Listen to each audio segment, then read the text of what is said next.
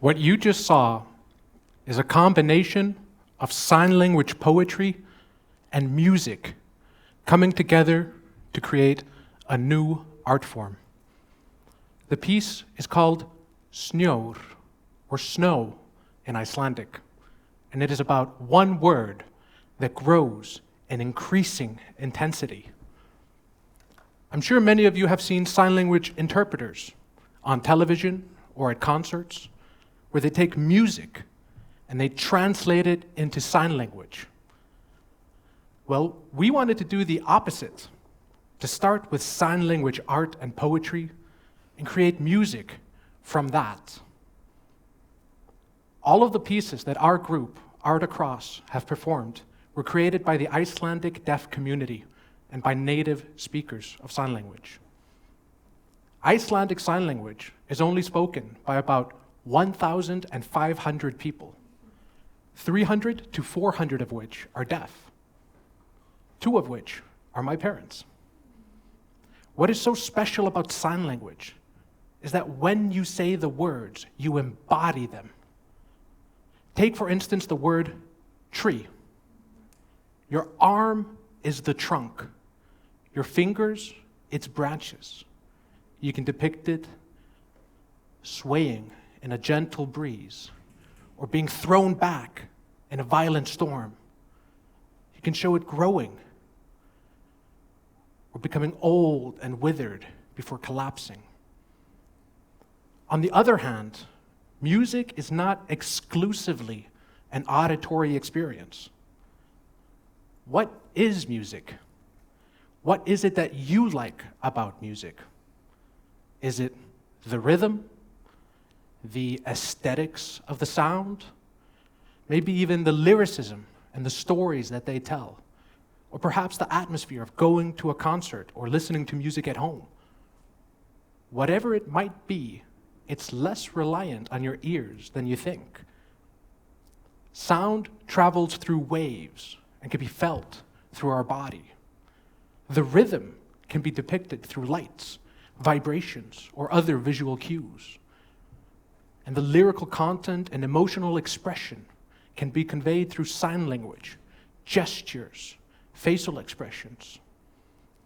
We already rely so much on the visual when listening to music. We might like an artist just as much for their aesthetic, the personality in their music videos, as we do their sounds. From the nose rings and mohawks of punk to the button-up shirts and bow ties of classical. All of these elements thread together to create something greater than the sum of their parts. Music is enjoyed by vastly different audiences. It is versatile and in constant evolution. But let's be honest here. Even knowing all of this, creating a concert program that is equally enjoyed by deaf and hearing audiences is no easy feat. It has taken a lot of experimentation, which is still ongoing, to figure out ways to appeal to both groups. It all started in the summer of 2022. We began interviewing and recruiting people, created a few experimental pieces, and then presented them to an audience of both groups. We were completely blown away to find that our weird little experimental ideas were deemed fundable by cultural grants across the Nordic countries, which enabled us to take it a step further. This summer, we had the privilege of performing in 3 countries, the Faroe Islands, Denmark, and Norway. We utilized lights to convey emotion. We had people hold on to balloons so they could feel the vibration through their fingertips. And then we had a big bass drum where the rhythm could be carried through the air. It was an incredible experience, and we met a lot of fantastic individuals who gave us really valuable feedback. But there's one moment in particular that stands out to me. It was when we were in the Faroe Islands. There was a young girl in the audience who was signing alongside with us. She was a deaf girl of hearing parents and was probably seeing sign language on the stage for the first time in her life. And that alone made the whole journey worth it to me. It inspired us to invite our audiences in Denmark and Norway to also sign with us, to give them a taste of literally embodying the words and to become a part of the scenery and atmosphere that we were creating.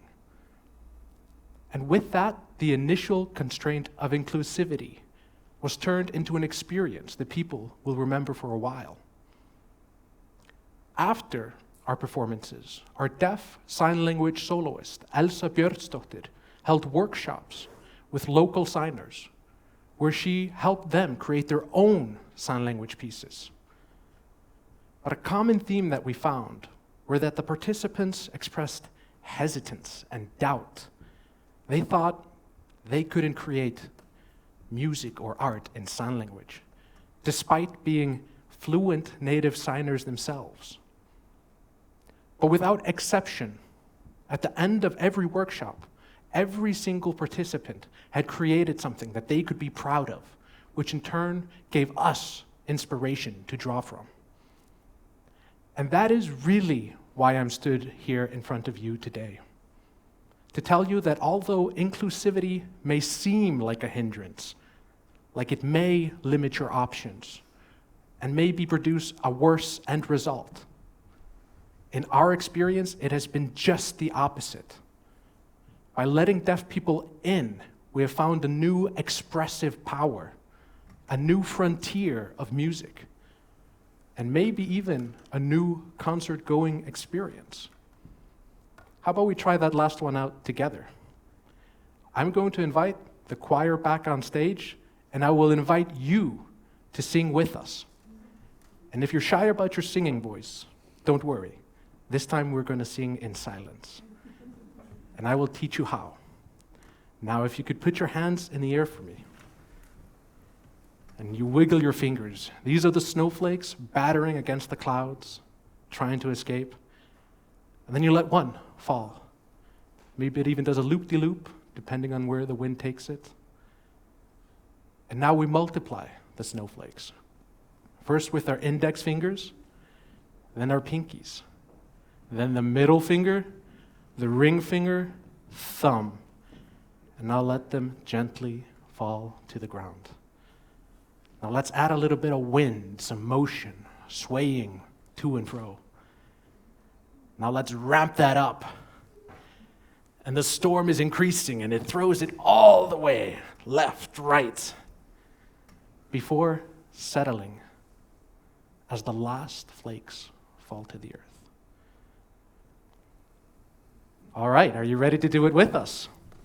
Yes. Yeah, excellent. Hands in the air.